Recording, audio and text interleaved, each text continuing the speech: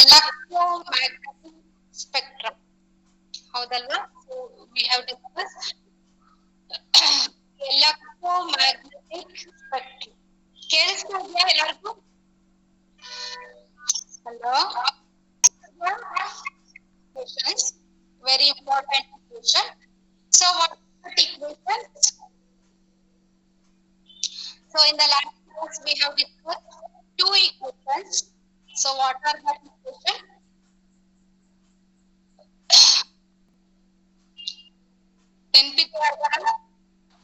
E directly proportional to nu, E directly inversely proportional to lambda. So E is equal to H nu. So that E is directly proportional to nu, correct? So nu is equal to C divided by lambda. So that is frequency is inversely proportional to lambda, correct? So when frequency increases, wavelength decreases. Ma'am ಒಂದ್ರಲ್ಲಿ mute ಮಾಡಿ ma'am. So we are going to discuss electromagnetic spectrum. So it is very important. So what is electromagnetic spectrum antandre? What is electromagnetic spectrum andre? All the electromagnetic radiations, okay, all the electromagnetic radiations are arranged in the order of increasing wavelength. That is called as electromagnetic spectrum. So going to discuss electromagnetic spectrum. Okay. So what is electromagnetic spectrum andre nodkoli. All the electromagnetic radiations are arranged in the order of increasing wavelength or decreasing frequency. So it is a 2-mark question in the examination. Okay. Define electromagnetic radiation. Okay. What are electromagnetic radiation? Electromagnetic spectrum andre gottaಯ್ತಾ ಎಲ್ಲರಿಗೂ? So all the electromagnetic radiations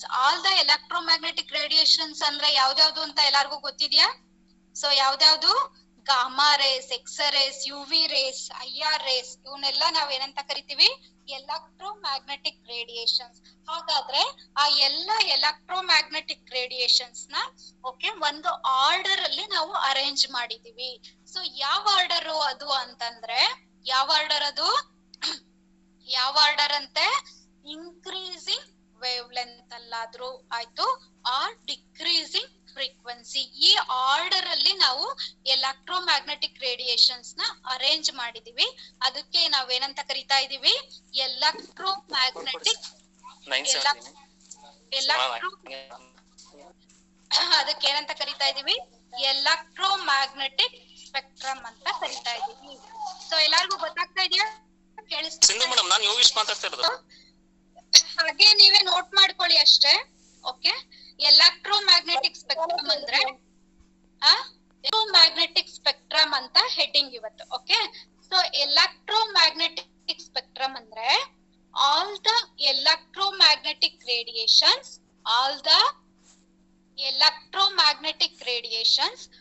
are arranged in the order of increasing wavelength or decreasing frequency. ಇದಕ್ಕೆ ನಾವೇನಂತ ಕರಿತೀವಿ ಗೊತ್ತಾ? Electromagnetic spectrum ಅಂತ ಕರಿತೀವಿ. So ಏನದು electromagnetic spectrum ಅಂದ್ರೆ all the electromagnetic radiations are arranged in the order of increasing wavelength or decreasing frequency. ಇದಕ್ಕೆ ಏನಂತ ಕರೀತಾರಂತೆ? ಎಲೆಕ್ಟ್ರೋಮ್ಯಾಗ್ನೆಟಿಕ್ ಸ್ಪೆಕ್ಟ್ರಮ್ ಅಂತ ಕರೀತಾರೆ. ಇದು 2-mark question in the examination. Define electromagnetic spectrum. ಹಾಗಾದ್ರೆ ಎಲ್ಲಾರ್ಗೂ ಗೊತ್ತಾಯ್ತಾ ವಾಟ್ ಈಸ್ ಎಲೆಕ್ಟ್ರೋಮ್ಯಾಗ್ನೆಟಿಕ್ ಸ್ಪೆಕ್ಟ್ರಮ್ ಅಂದ್ರೆ ಏನು? ಆಲ್ ದ ಎಲೆಕ್ಟ್ರೋಮ್ಯಾಗ್ನೆಟಿಕ್ ರೇಡಿಯೇಷನ್ಸ್ ಅಂದ್ರೆ ಯಾವ್ಯಾವು ನಮಗೆ ಗೊತ್ತಲ್ವಾ? ಗಾಮಾ ರೇಸು, ಎಕ್ಸರೇಸು, ಯುವಿ ರೇಸು ಇವನ್ನೆಲ್ಲ ನಾವು ಏನಂತ ಕರಿತೀವಿ? ಎಲೆಕ್ಟ್ರೋಮ್ಯಾಗ್ನೆಟಿಕ್ ರೇಡಿಯೇಷನ್ಸ್ ಅಂತ ಕರಿತೀವಲ್ವಾ? ಈ ಎಲ್ಲಾ ರೇಸ್ ನ ನಾವು ಹೆಂಗೆ ಒಂದು ಆರ್ಡರ್ ಅಲ್ಲಿ ಅರೇಂಜ್ ಮಾಡ್ಬೇಕು. ಅದು ಯಾವ ಆರ್ಡರ್ ಅಂತ ಅಂದ್ರೆ, what is the order? Increasing wavelength or decreasing frequency. ಇದಕ್ಕೆ ಏನಂತ ಕರೀತಾರಂತೆ? ಎಲೆಕ್ಟ್ರೋಮ್ಯಾಗ್ನೆಟಿಕ್ ಸ್ಪೆಕ್ಟ್ರಮ್ ಅಂತ ಕರೀತಾರೆ. ಸೊ ಎಲ್ಲ ಬರ್ಕೊಂಡ್ರ, ನೋಟ್ ಮಾಡ್ಕೊಂಡ್ರ? ಹಲೋ, ಆದ್ರೆ ನಮ್ಗೆ ಗೊತ್ತಿದೆ ಅಲ್ವಾ ಯಾವ್ಯಾವ ರೇಸು ಅಂತ? ಯಾವ್ಯಾವ ರೇಸ್ ಇದೆ? ಎಲೆಕ್ಟ್ರೋಮ್ಯಾಗ್ನೆಟಿಕ್ ರೇಡಿಯೇಷನ್ಸ್ ಅಂದ್ರೆ ಯಾವೆಲ್ಲ ರೇಸ್ ಇದೆ ಅಂತ ನಮಗೆ ಆಲ್ರೆಡಿ ಗೊತ್ತಿದೆ. ಸೊ ಯಾವ rays? Gamma rays, X rays, UV rays, IR rays. Okay, ಇದಕ್ಕೆಲ್ಲ ನಾವೇನಂತ ಕರಿತೀವಿ? ಎಲೆಕ್ಟ್ರೋಮ್ಯಾಗ್ನೆಟಿಕ್ ರೇಡಿಯೇಷನ್ಸ್ ಅಂತ ಕರಿತೀವಿ. ಹಾಗಾದ್ರೆ ಆ ಆರ್ಡರ್ ನ ನೀವು ಬರ್ಕೋಬೇಕಲ್ವಾ? ಆರ್ಡರ್ ನ ಬರ್ಕೊಳ್ಳಿ. ಆರ್ಡರ್ ಏನಿದೆ ಅಂತ ಬರ್ಕೊಳ್ಳಿ. ಫಸ್ಟ್ ಒನ್ ಯಾವ್ದು ಬರ್ಕೋಬೇಕು ಗೊತ್ತಾ? Gamma race. ಬರ್ಕೊಂಡ್ರ ಎಲ್ಲ? ನೋಟ್ ಮಾಡ್ಕೊಂಡ್ರ? ಯಾವ ರೇಸು? ನೆಕ್ಸ್ಟ್ ಬರ್ಕೊಳ್ಳಿ. ಗಾಮಾ ರೇಸ್ ಆದ್ಮೇಲೆ ಎಕ್ಸ್ ರೇಸ್. ಗಾಮಾ ರೇಸ್ ಆದ್ಮೇಲೆ ಯಾವ ರೇಸ್ ಬರ್ಕೊಂಡ್ರಿ? X rays. ಓಕೆ, ನೆಕ್ಸ್ಟ್ ಯಾವ ರೇಸ್ ಬರ್ಕೊಳ್ತಾ ಇದೀರಾ ಈಗ ಅಂದ್ರೆ? UV rays. UV rays. Okay, next visible rays. Okay, next IR rays. Okay, next microwaves. Okay, next radio waves. So ಇದೇನಿದು? ಇದು ಒಂದು ಆರ್ಡರ್. ಏನ್ ಆರ್ಡರ್ ಇದು? ಸೊ ಆರ್ಡರ್ ಏನಂತ ಬರ್ಕೊಂಡ್ರಿ? ಫಸ್ಟ್ ಗಾಮಾ ರೇಸ್, ಆಮೇಲೆ ಎಕ್ಸ್ ರೇಸ್, ಆಮೇಲೆ UV rays visible. Okay, UV visible. Next IR rays, next microwaves, next radio waves. ಈ ತರ ಒಂದು ಆರ್ಡರ್ ಎಲ್ಲಾರು ಬರ್ಕೊಂಡ್ರ ಎಲ್ಲಾರು? ಏನಂತ ಬರ್ಕೋಬೇಕು ಅಂದ್ರೆ increasing what? increasing wave frequency ಅಲ್ಲ, increasing wavelength. OR ಅಂತ ಬರ್ಕೊಂಡು OR decreasing frequency. ಏನಂತ ಬರ್ಕೋಬೇಕು? Decreasing frequency. ಸೊ ಇದು ಆರ್ಡರ್. ಓಕೆ, ಸೊ ಕೆಳಗಡೆ ನೀವ್ ಏನಂತ ಬರ್ಕೊಳ್ತಾ ಇದ್ದೀರಾ? Increasing wavelength or decreasing frequency. ಎಲ್ಲಾರು ಇದ್ ಬರ್ಕೊಂಡ್ರ? ಹಿಂಗೆಲ್ಲಾರು ಬರ್ಕೊಂಡ್ರ? ಬರ್ಕೊಂಡ್ ಆದ್ಮೇಲೆ ನಾವು ನೋಡ್ಬೇಕೀಗ ಗಾಮಾ ರೇಸ್, ಎಕ್ಸ್ ರೇಸ್, ಈ ಎಲ್ಲಾ ರೇಸ್ ಇದಾವಲ್ಲ. ಸೊ ಈ ಎಲ್ಲಾ ರೇಸಿಗೆ ವಾಟ್ ಹ್ಯಾಪನ್ಸ್? ಫ್ರೀಕ್ವೆನ್ಸಿ ಏನಾಗಿದೆಯಂತೆ? ಈ ಎಲ್ಲಾ ರೇಸಿಗೆ, ಗಾಮಾ ರೇಸ್, ಎಕ್ಸ್ ರೇಸಿಗೆ ಫ್ರೀಕ್ವೆನ್ಸಿ ಏನಾಗಿದೆ? ಡಿಕ್ರೀಸ್ ಆಗಿದೆ. ಫ್ರೀಕ್ವೆನ್ಸಿ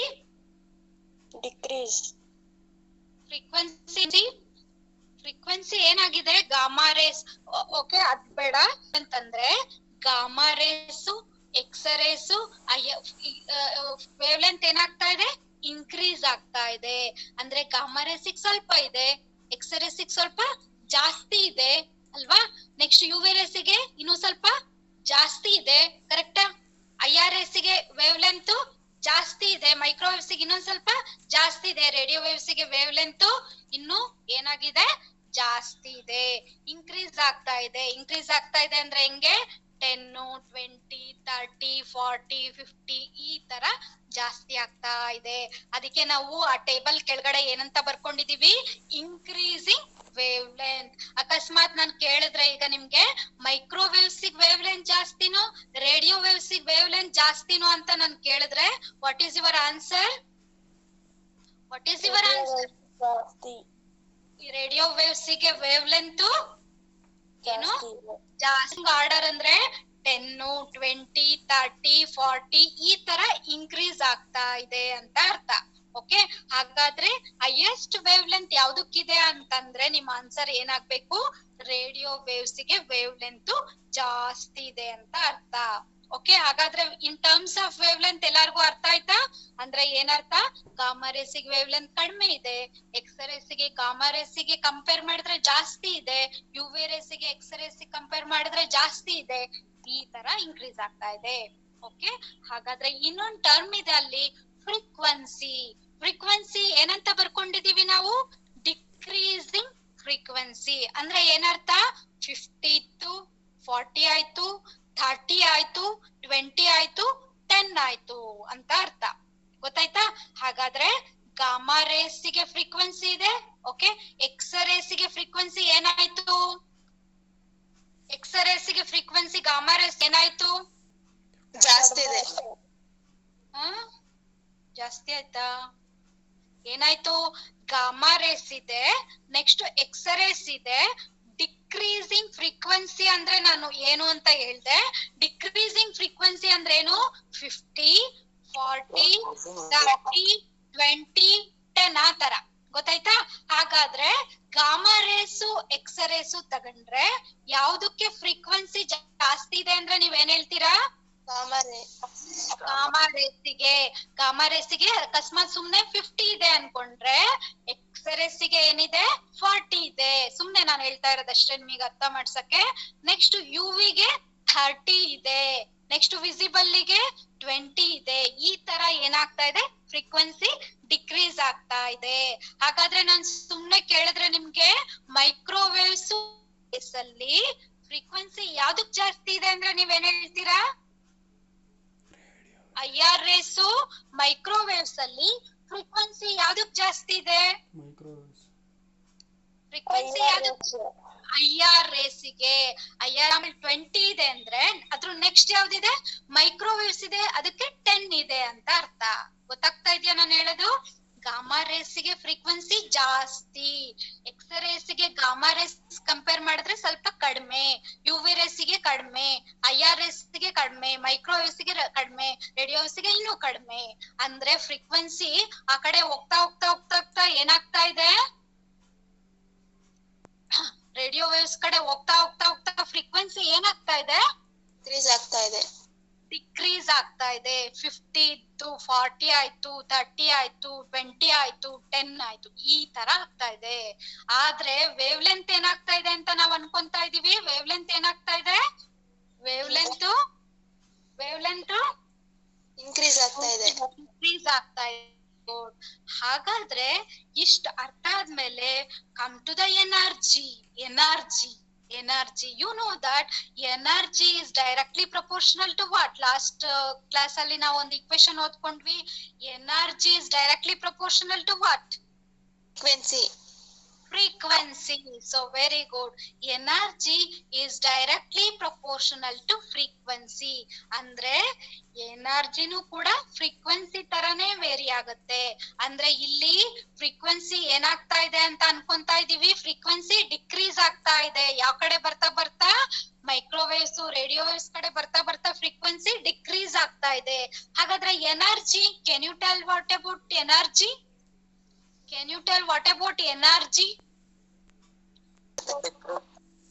ಎನರ್ಜಿನೂ ಕೂಡ ಡಿಕ್ರೀಸ್ ಆಗ್ತಾ ಇದೆ. ಯಾಕೆ ಡಿಕ್ರೀಸ್ ಆಗ್ತಾ ಇದೆ ಅಂದ್ರೆ ಫ್ರೀಕ್ವೆನ್ಸಿ ಡಿಕ್ರೀಸ್ ಆಗ್ತಾ ಇದೆ. Because those two R directly proportional.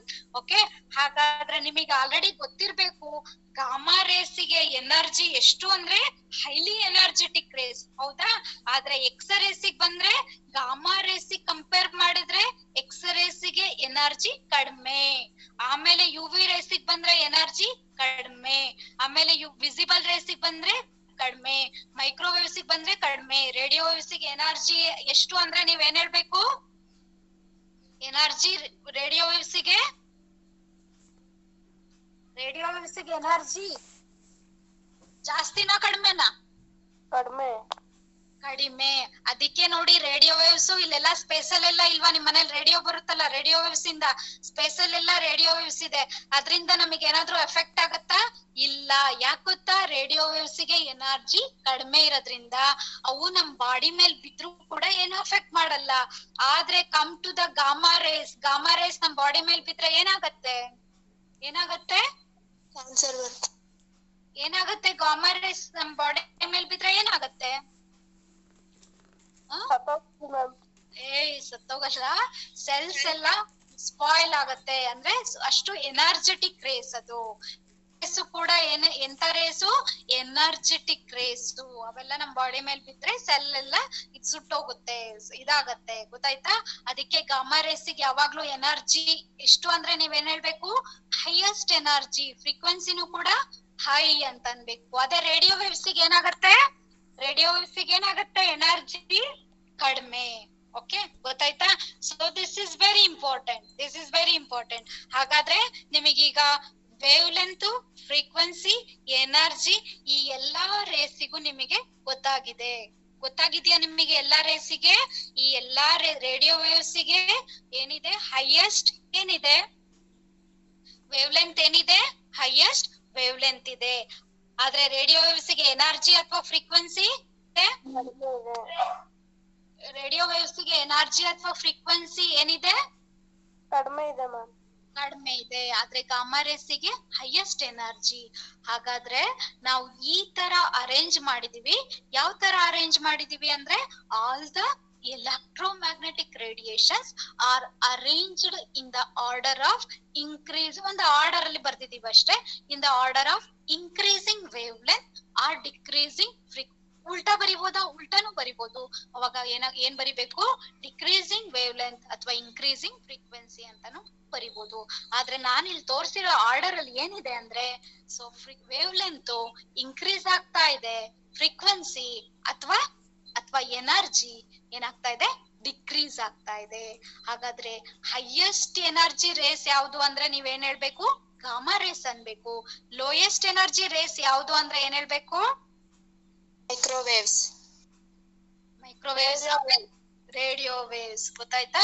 So ಹಾಗಾದ್ರೆ ಎನರ್ಜಿ ರೇಡಿಯೋ ವೇವ್ಸ್ಗೆ ಕಡಿಮೆ ಇದೆ, ಮೈಕ್ರೋವೇವ್ಸ್ಗೂ ಕಡಿಮೆ ಇದೆ, IR ರೇಸ್ಗೂ ಕಡಿಮೆ ಇದೆ. Compare to what? Compare to gamma rays, X rays. Okay, so ಇದನ್ನ ನಾವು ಏನಂತ ಕರಿತೀವಿ ಅಂದ್ರೆ ಎಲೆಕ್ಟ್ರೋಮ್ಯಾಗ್ನೆಟಿಕ್ ಸ್ಪೆಕ್ಟ್ರಮ್ ಅಂತ ಕರಿತೀವಿ. ಹಾಗಾದ್ರೆ ಡೆಫಿನಿಷನ್ ಎಲ್ಲಾರ್ಗೂ ಗೊತ್ತಾಯ್ತಾ? ಎಲ್ಲಾರು ಬರ್ಕೊಂಡ್ರ ಡೆಫಿನಿಷನ್ ನ? ವಾಟ್ ಈಸ್ ಎಲೆಕ್ಟ್ರೋಮ್ಯಾಗ್ನೆಟಿಕ್ ಸ್ಪೆಕ್ಟ್ರಮ್ ಅಂದ್ರೆ ಏನ್ ಹೇಳ್ಬೇಕು? All the electromagnetic radiations are arranged in the order of increasing wavelength or decreasing frequency. ಇದಕ್ಕೆ ನಾವೇನಂತ ಕರಿತೀವಿ? ಎಲೆಕ್ಟ್ರೋಮ್ಯಾಗ್ನೆಟಿಕ್ ಸ್ಪೆಕ್ಟ್ರಮ್ ಅಂತ ಕರಿತೀವಿ. ಇಷ್ಟ ಮಾತ್ರ ಬರಿಬಾರ್ದು, ಅದ್ರ ಜೊತೆಗೆ ಆರ್ಡರ್ನು ಬರಿಬೇಕು. ಯಾವ order? Gamma rays, X rays, UV rays. UV ಆದ್ಮೇಲೆ ಯಾವ್ದು? ವಿಸಿಬಲ್ ಆದ್ಮೇಲೆ ಯಾವ್ದು? IR ರೇಸ್ ಆದ್ಮೇಲೆ ಯಾವ್ದು? What you have return? IR rays ಆದ್ಮೇಲೆ ಯಾವ್ದು? ಮೈಕ್ರೋವೇವ್ಸ್ ಆದ್ಮೇಲೆ ಯಾವ್ದು? Radio. Okay, so after knowing this, okay, so this is very important to study spectroscopy. ಯಾಕೆ ಅಂತ ನೆಕ್ಸ್ಟ್ ಗೊತ್ತಾಗುತ್ತೆ ನಿಮಗೆ.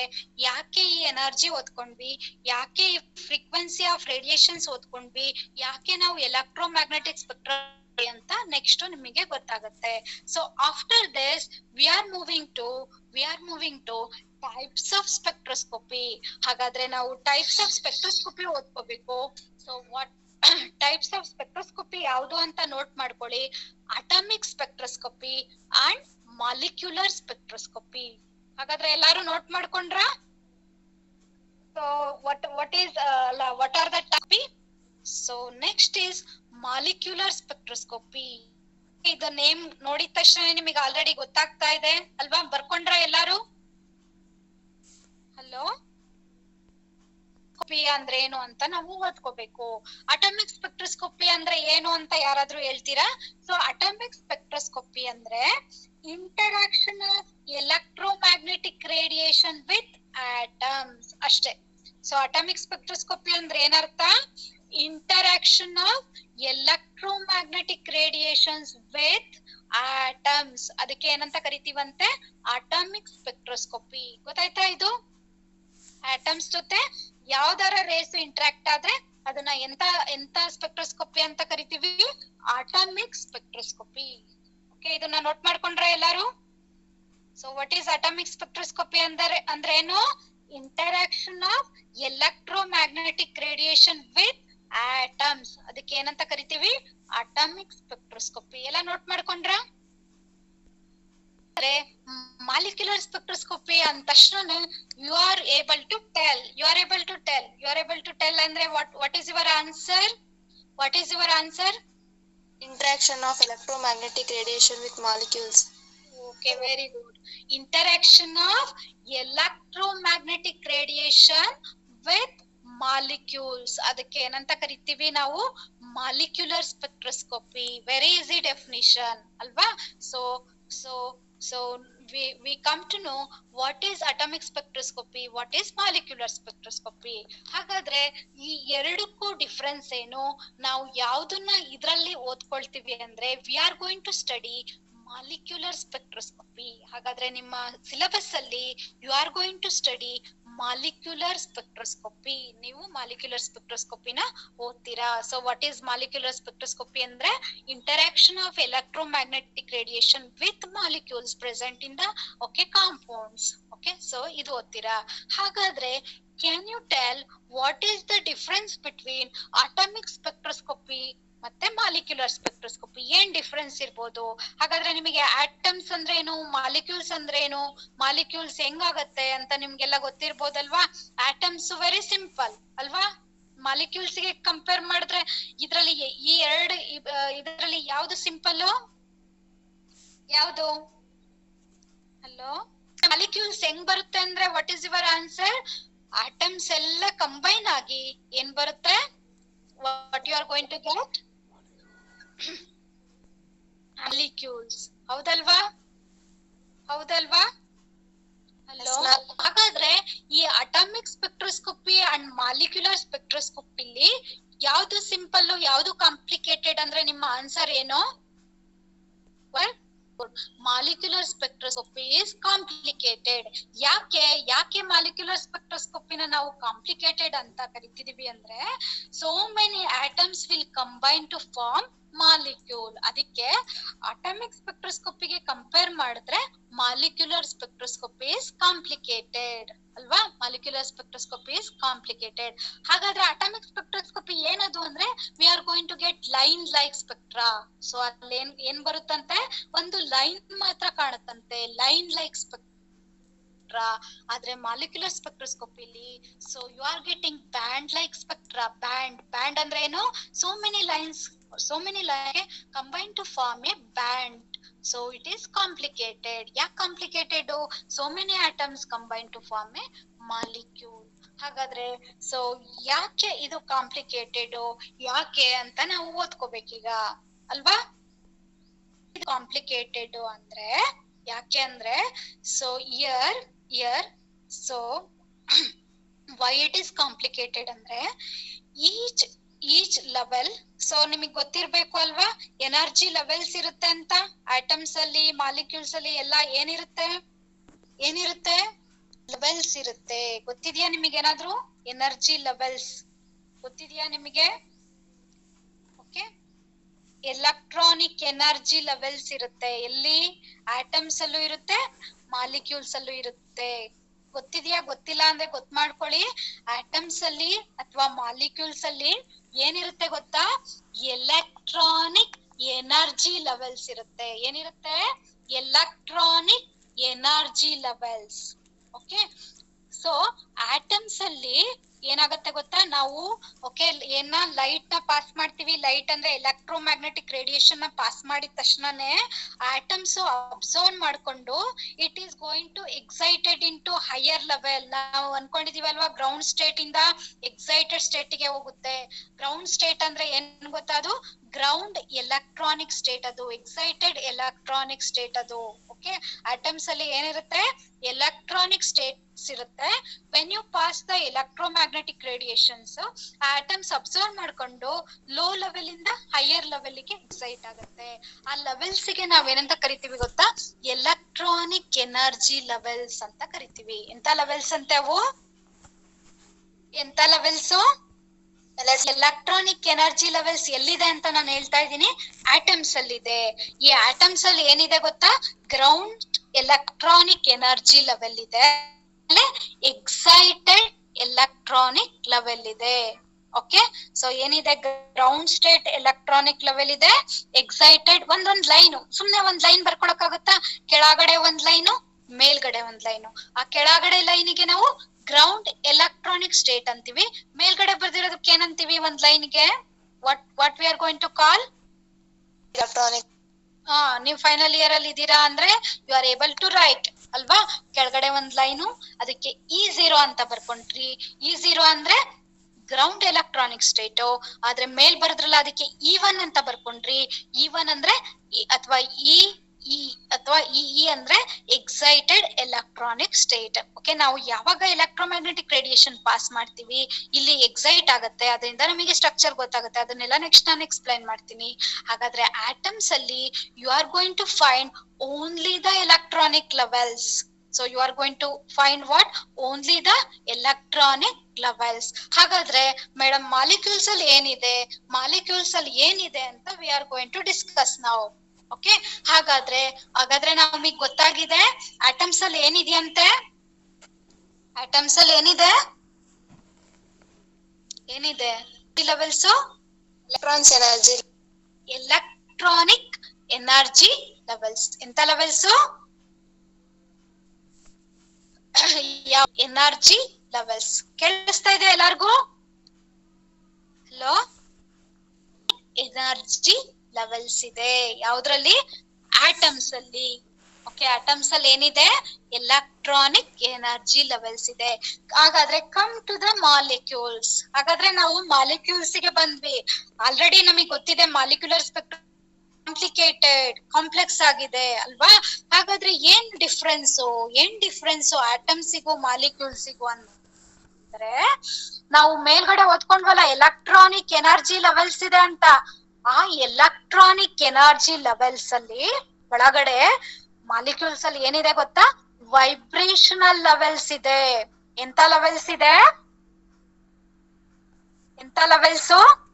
ಲೆವೆಲ್ಸ್ ಇದೆ. ಯಾವ್ದ್ರೊಳಗಡೆ? ಆ ಎಲೆಕ್ಟ್ರಾನಿಕ್ ಲೆವೆಲ್ಸ್ ಅಂತ ಒಂದ್ ಲೈನ್ ಬರ್ಕೊಂಡಿದ್ದೀರಲ್ಲ, ಆ ಲೈನು ಮಾಲಿಕ್ಯುಲರ್ ಸ್ಪೆಕ್ಟ್ರೋಸ್ಕೋಪಿಕ್ ಬಂದ್ರೆ ಅದು ಸಿಂಗಲ್ ಲೈನ್ ಆಗಲ್ಲ. ಆ ಲೈನ್ ಒಳಗಡೆ ಏನಿದೆಯಂತೆ? ವೈಬ್ರೇಷನಲ್ ಲೆವೆಲ್ಸ್ ಇದೆ. ಎಂತ ಲೆವೆಲ್ಸ್? ವೈಬ್ರೇಷನಲ್ ಲೆವೆಲ್ಸ್ ಒಳಗಡೆ ಇನ್ನೂ ಚಿಕ್ಕ ಲೆವೆಲ್ಸ್ ಇದೆ, ರೊಟೇಷನಲ್ ಲೆವೆಲ್ಸ್. ಎಂತ ಲೆವೆಲ್ ಇದೆ? ಯಾವ ಲೆವೆಲ್ಸ್ ಇದೆ? ಲೆವೆಲ್ಸ್. ಎಂತ ಲೆವೆಲ್ಸ್ ಇದೆ? Rotational energy levels. ಹಾಗಾದ್ರೆ ಆಟಮ್ಸ್ ಅಲ್ಲಿ ಸಿಂಗಲ್ ಲೈನ್ ಕಾಣಿಸ್ತಾ ಇತ್ತಲ್ಲ ಎಲೆಕ್ಟ್ರಾನಿಕ್ ಎನರ್ಜಿ ಲೆವೆಲ್ಸ್, ಆ ಸಿಂಗಲ್ ಲೈನ್ ಮಾಲಿಕ್ಯೂಲ್ಸ್ ಅಲ್ಲಿ ಬಂದ್ರೆ ಅದು ಸಿಂಗಲ್ ಲೈನ್ ಆಗಿ ಉಳ್ಕೊಳ್ಳಲ್ಲ. ಆ ಸಿಂಗಲ್ ಲೈನ್ ಒಳಗಡೆ ಏನಿದೆ ಅಂತೆ? ವೈಬ್ರೇಷನಲ್ ಎನರ್ಜಿ ಲೆವೆಲ್ಸ್ ಇದೆ. ಆ ವೈಬ್ರೇಷನಲ್ ಎನರ್ಜಿ ಲೆವೆಲ್ಸ್ ಒಂದೇ ಇರಲ್ಲ, ಅದ್ರ ಒಳಗಡೆ ಏನಿದೆಯಂತೆ? ರೊಟೇಷನಲ್ ಎನರ್ಜಿ ಲೆವೆಲ್ಸ್ ಇದೆಯಂತೆ. ಓಕೆ, ಅದಕ್ಕೇನೆ ಮಾಲಿಕ್ಯುಲರ್ ಸ್ಪೆಕ್ಟ್ರೋಸ್ಕೋಪಿ ಇಸ್ ಕಾಂಪ್ಲಿಕೇಟೆಡ್. ಹಾಗಾದ್ರೆ ನಿಮಗ್ ಗೊತ್ತಾಯ್ತು? ನಿಮಗೆ ಏನ್ ಗೊತ್ತಾಯ್ತು? What you have understand? ಏನ್ ಗೊತ್ತಾಯ್ತು? Energy levels. Energy levels. ಯಾವ ಎನರ್ಜಿ ಲೆವೆಲ್ಸ್ ಇದೆ? vibrational levels, ಯಾವ್ದ್ರೊಳಗಿದೆ ಅವೆಲ್ಲ? ಯಾವ್ದ್ರೊಳಗಿದೆ? electronics, ಯಾವ್ದ್ರೊಳಗಿದೆ?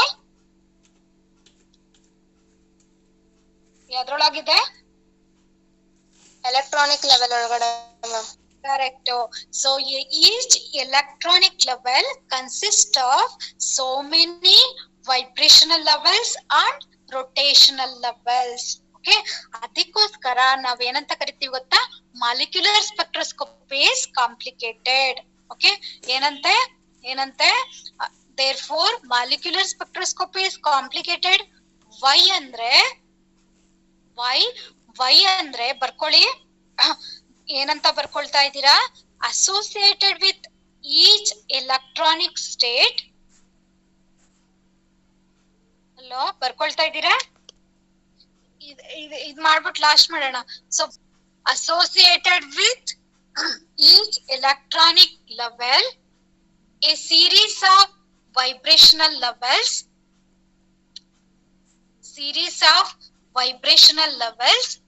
and each vibrational levels are associated with each vibrational levels are associated with what? Are associated with what? Very good. Rotational levels. ಅಂದ್ರೆ ನೋಡಿ, ಈಗ ನಾನು ಏನು ಒಂದ್ ಡೆಫಿನಿಷನ್ ಹೇಳ್ದೆ, ಏನದು? Associated with each electronic level ಅಥವಾ state a series of vibrational level and each vibrational level are associated with rotational level. ಅಂದ್ರೆ ನಾವು ಏನಂತ ಅನ್ಕೊಂಡ್ವಿ, ಆಟಮ್ಸ್ ಅಲ್ಲಿ ಒಂದೇ ಒಂದ್ ಲೈನ್. ಯಾವ ಲೈನ್ ಅದು? Electronic energy level. ಆದ್ರೆ ಮಾಲಿಕ್ಯೂಲ್ಸ್ ಗೆ ಬಂದ್ರೆ ಒಂದೇ ಒಂದ್ ಲೈನ್ ಇತ್ತಲ್ಲ, ಯಾವ್ದು? ಎಲೆಕ್ಟ್ರಾನಿಕ್ ಎನರ್ಜಿ ಲೆವೆಲ್ ಅಂತ ಒಂದೇ ಒಂದ್ ಇತ್ತಲ್ಲ, ಅದು ಒಂದೇ ಒಂದ್ ಲೈನ್ ಆಗಿ ಉಳ್ಕೊಳ್ಳಲ್ಲ ಮಾಲಿಕ್ಯೂಲ್ಸ್ ಅಲ್ಲಿ. ಅದ್ರಲ್ಲಿ ಏನೆಲ್ಲ ಇರುತ್ತೆ ಅಂತ ನಾವ್ ಅನ್ಕೊಂಡ್ವಿ, ಅದ್ರೊಳಗಡೆ ವೈಬ್ರೇಷನಲ್ ಲೆವೆಲ್ಸ್ ಇರುತ್ತೆ, ವೈಬ್ರೇಷನಲ್ ಲೆವೆಲ್ಸ್ ಒಳಗಡೆ ರೊಟೇಷನಲ್ ಲೆವೆಲ್ಸ್ ಇರುತ್ತೆ. ಸೊ ಒಂದು ಲೆವೆಲ್ ಇಂದ, ಒಂದು ಗ್ರೌಂಡ್ ಸ್ಟೇಟ್ ಎಲೆಕ್ಟ್ರಾನಿಕ್ ಸ್ಟೇಟ್ ಇಂದ ಎಕ್ಸೈಟೆಡ್ ಎಲೆಕ್ಟ್ರಾನಿಕ್ ಸ್ಟೇಟ್ ಗೆ ಹೋಗ್ಬೇಕು ಅಂದ್ರೆ ಈ ಎಲ್ಲಾ ಲೆವೆಲ್ಸ್ ಮೂಲಕ ಪಾಸ್ ಆಗ್ಬೇಕು. ಅದಕ್ಕೆ ಏನಾಗತ್ತೆ, ಮಾಲಿಕ್ಯುಲರ್ ಸ್ಪೆಕ್ಟ್ರೋಸ್ಕೋಪಿ ಇಸ್ ಕಾಂಪ್ಲಿಕೇಟೆಡ್. ಗೊತ್ತಾಗ್ತಾ ಇದೆಯಾ ಹೇಳೋದು? ಅರ್ಥ ಆಯ್ತಾ ಹೇಳೋದು? ಎಲೆಕ್ಟ್ರಾನಿಕ್ ಲೆವೆಲ್ ಆಗಿ ಉಳ್ಕೊಂಡಿಲ್ಲ ಮಾಲಿಕ್ಯೂಲ್ಸ್ ಅಲ್ಲಿ. It consist of so many vibrational level and vibrational level consist of so many rotational level. ಹಾಗಾದ್ರೆ total energy of the molecule ಅಂತ ಬರ್ಕೊಳಕ್ಕಾಗುತ್ತಾ? E is equal to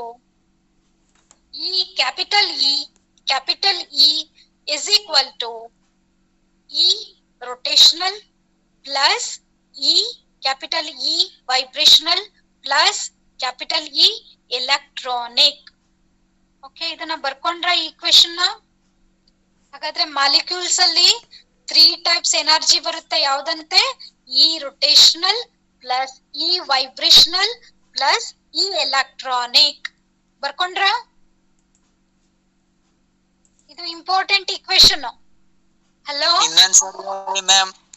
capital E is equal to capital E ಬರೆಯಕ್ ಬರುತ್ತಲ್ವಾ? Capital E is equal to capital E vibrational plus capital E rotational plus capital E electronic. ಇಷ್ಟ ಬರ್ಕೊಂಡ್ರ ಎಲ್ಲಾರು? Yes ma'am. E translational plus E translational. ಈ translation ಇದೆಯಲ್ಲ, ಅದು negligible. ನಾವ್ ಯಾವಾಗ್ಲೂ ಅದನ್ನ ನೆಗ್ಲೆಕ್ಟ್ ಮಾಡ್ತೀವಿ, ಅದ್ರ ಬಗ್ಗೆ ನಾವು ಥಿಂಕ್ ಮಾಡಲ್ಲ. Okay, we are going to think only about ಇ ವೈಬ್ರೇಷನಲ್, ಇ ರೊಟೇಷನಲ್, ಇ ಎಲೆಕ್ಟ್ರಾನಿಕ್, ಈ 3 ಬಗ್ಗೆ ಥಿಂಕ್ ಮಾಡ್ತೀವಿ. ಆದ್ರೆ ಜೊತೆಗೆ ಈಕ್ವೇಶನ್ ಅಲ್ಲಿ ಅದನ್ನು ಸುಮ್ನೆ ಸೇರ್ಸ್ಕೊಳ್ಳಿ, ಇ ಟ್ರಾನ್ಸ್ಲೇಷನಲ್. ಹಾಗಾದ್ರೆ ಒಂದು ಈಕ್ವೇಶನ್ ಆಯ್ತು. What is that equation? Very important, 2 mark question in the examination. E capital E is equal to E rotational plus E vibrational plus E electronic plus E translation. Hello? So, this is the equation. This equation is called as Born-Oppenheimer approximation. So, ಇದಕ್ಕೆ ಏನಂತ ಕರೀತಾರಂತೆ? Born, BORN. ಬರ್ಕೊಂತ ಇದ್ದೀರಾ ಎಲ್ಲಾರು? ಇದನ್ನೊಂದು explain ಮಾಡಿ stop ಮಾಡೋಣ ನಾವು. ಬರ್ಕೊಂತ ಇದ್ದೀರಾ ಎಲ್ಲಾರು? Hello, okay. ನಾವು ಒಂದು ಈಕ್ವೇಶನ್ ಮೇಲ್ಗಡೆ ಬರ್ಕೊಂಡ್ವಿ ಅಲ್ವಾ? What is that equation for molecules? E is equal to, ಬೇರೆ ಯಾರು ಏನು ಹೇಳಲ್ವಾ? E is equal to BORN, born OPPE. ಬರ್ಕೊಳ್ತಾ ಇದ್ದೀರಾ? OPPEN